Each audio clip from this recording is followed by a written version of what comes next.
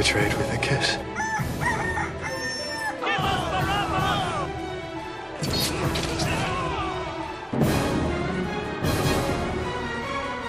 Welcome to Cross-Examination. Thank you so much for joining us today. We have with us Dr. Hani Ashmallah again to continue our discussion on the medical effects of the crucifixion. We covered certain theories of why Christ died, and he died at such a young age.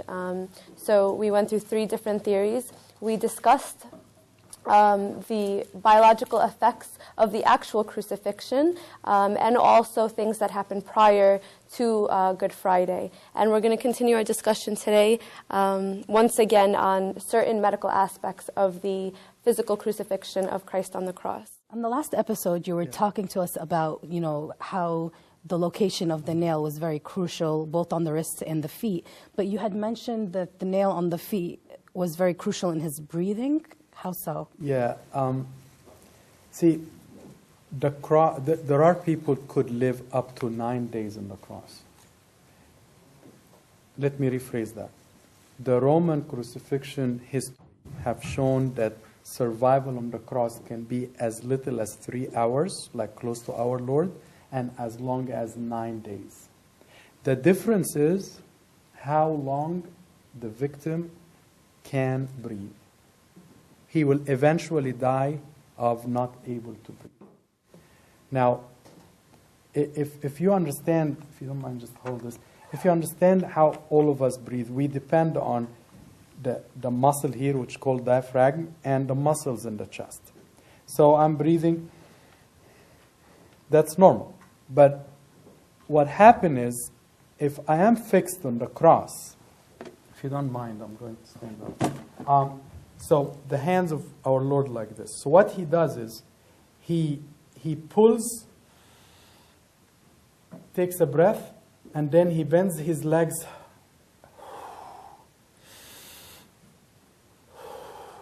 You understand? So he actually is pulling on the 2 nails to take an inspiration or inhalation.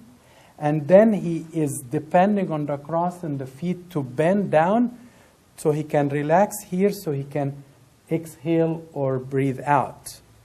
And I mean, you can meditate on this. This is so hard to think of.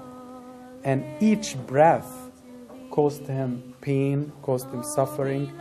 And that's why his words were very sparse on the cross. And that's why when he screamed and said, Eli, Eli, lema sabachthani, the voice of the loudness of the voice made everybody be surprised, because they saw a very frail man during the darkness. How was he able to all of a sudden cry out like this? And remember, he is the only one of the 3. He was nailed on his hands. The other 2 were robbed. So that's why he died earlier, because of the respiratory failure, because of the heart failure, because of the inability to breathe. While the others, if you remember, how did they die? They broke their legs. When you break your legs, I can't breathe anymore, because I'm depending on the feet to bend down or to pull up. If I can't depend on the nail, or I can't depend on the feet because my legs are broken, then the person dies right away.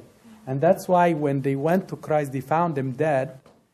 However, they went and broke the legs of the other guy. Thank you, sorry. Sure. So is that clear? You understand? Yes, so he needed to put the weight on his legs for the Correct. mechanism of inhaling and exhaling. Correct, yes. You got it, Marianne? Yes, I do.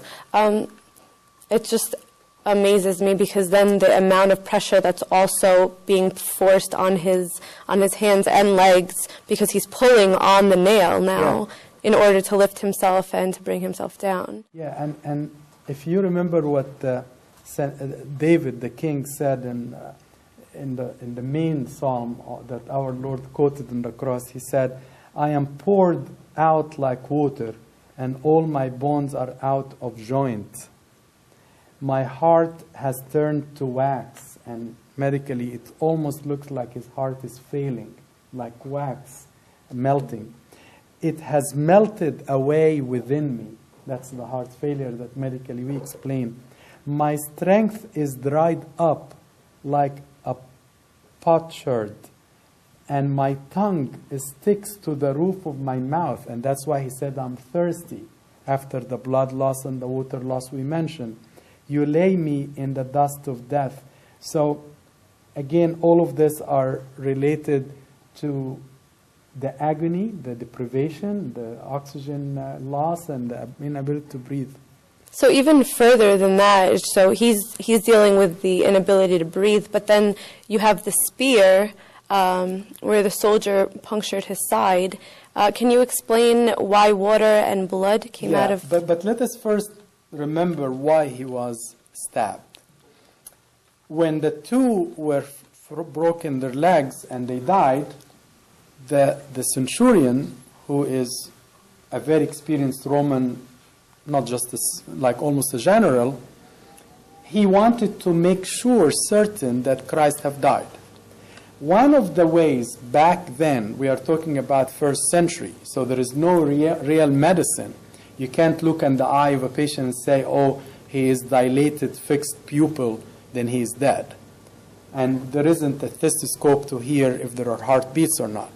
What they used to do in the field, they used to poke you with a spear, or with a knife, or with a sword. If there is no blood comes out, because after you die, in minutes, there is a major clotting because there is no pumping, so there is nothing will come out, because the clotting mechanism starts to work as long as there is no blood. So they stabbed our Lord to know if he's still alive or not, and all of a sudden there is water and blood came. And these more than likely, and I'll show you in the cross section in the picture, that more than likely the water came from fluid around the heart and fluid, as we call it, precardial effusion, or fluid around the lung. And then the blood may have been because it's going from the right, so it went from the right lung into the right ventricle, so there is blood and water came. The centurion screamed out saying, this is truly the Son of God. Probably one of the reasons that he had never seen a person who is dead, but in the same time has a flow of blood and water. And medically speaking, that by itself was a miraculous showing that our Lord with his death is giving life. Why didn't he assume at that point that Christ was alive? Why he didn't assume, or he assumed? Why didn't he assume that he was alive, since blood did come forth? I mean, all the other signs that he's dead. Okay. And they brought him down, and of course the centurions and the Roman has to confirm that he's dead, because if you remember, he had to write back to Pontius Pilate telling him he's dead, and Pontius Pilate said, how come he died that soon? If you remember, because it was 5 p.m., Saturday was coming in, and they had to bury him. So all the other signs is dead, but in the same time there was a miraculous sign, which our church of course loves because it represents the sacraments to us. But at the end of the day, to the centurion, was the sign of faith and belief. So the spearing had no additive effect to the death of Christ? No, I mean, he was dead already, but this is a sign for us that he gave us life through his death. Thank you very much, Dr. Hani, for explaining to us, the detailed medical issues that Christ suffered on the cross, between the loss of blood and all the pain that he went through, and even the pain he had to withhold just to take a breath. Thank you so much for shedding light on all of this. Thank you for joining us. Cross-Examination Season 2. Thank you. My body, my blood, betrayed with a kiss.